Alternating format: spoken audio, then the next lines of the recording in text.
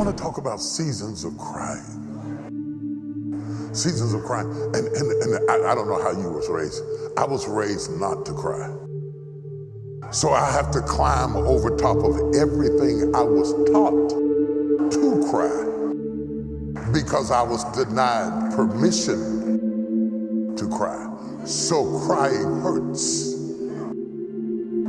And when crying hurts, my soul has no way to irrigate itself from the stress it has incurred. Grief doesn't leave if tears don't flow. I need to be able to release. I need to be able to cry. Hear me, brothers. I need to be able to cry. Not crying doesn't make you stronger, it makes you sick. I don't walk around crying all the time, but when I need to cry, I need to let out. There are seasons in your life where you are mourning, and don't nobody have to be dead. You can be mourning the job you lost, the house you didn't get, the age you're at, the stage you're at. You can be mourning the lack of companionship.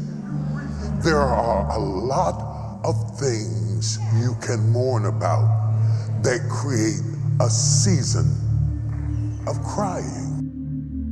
Whether you see him do it or not, he cries. He may wait till you sleep, but he cries. And thank God he does. Because if he doesn't, he's going to die, or commit suicide, or drive his car into a river.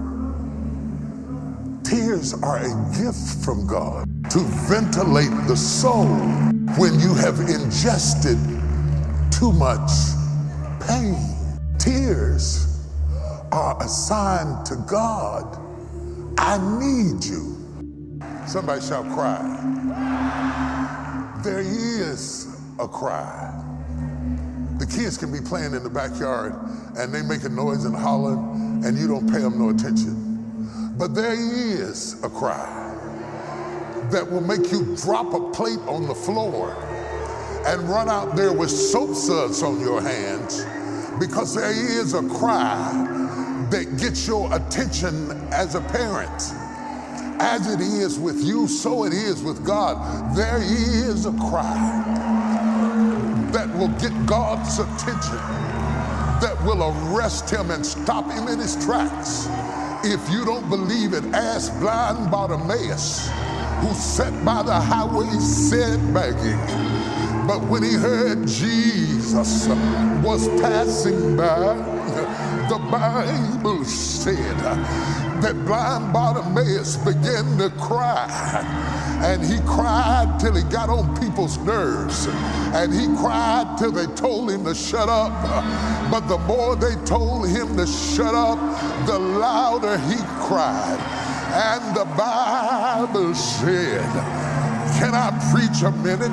The Bible said that blind Bartimaeus cried till Jesus stood still. There is a cry that will arrest the Lord. There is a cry that will get God's attention. I heard David say, this poor man cried, and the Lord heard him and delivered him out of all his troubles. If you would open your mouth and cry, God would deliver you. But when the boat docked and Jesus stepped off the boat, before he could get both feet on dry ground, the man came running to Jesus. Slap your neighbor and say, run. Run. Run away from self-sabotage. Run away from self-destruction. Run away from the way you talk to yourself. Run away from canceling out your pain with more pain. You had a bad man, you go get get a worse man. You had a wife beater, you get another wife beater. It's pain to pain therapy because you don't feel worthy of good treatment. When a good man comes into your life, I just don't like him. You're cutting yourself.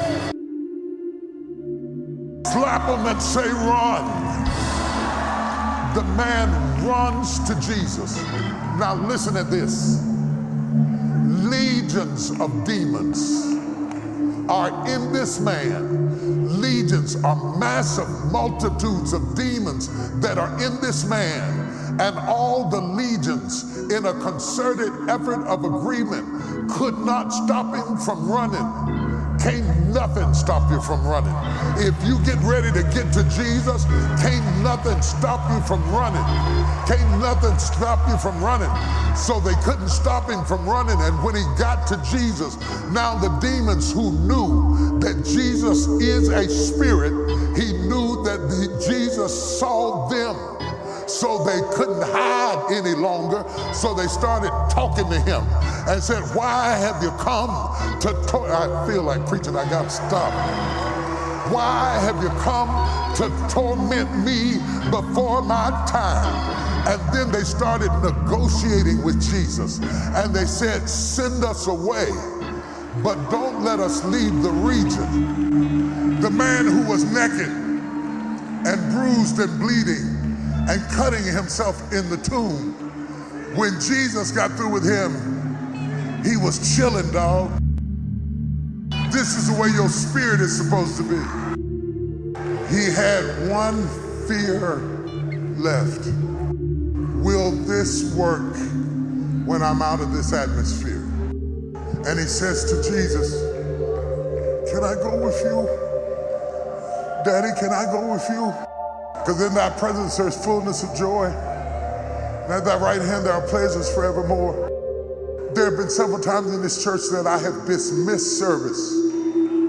Took a shower, changed clothes, got in the car, driving home, and people were still here because there's something about glory.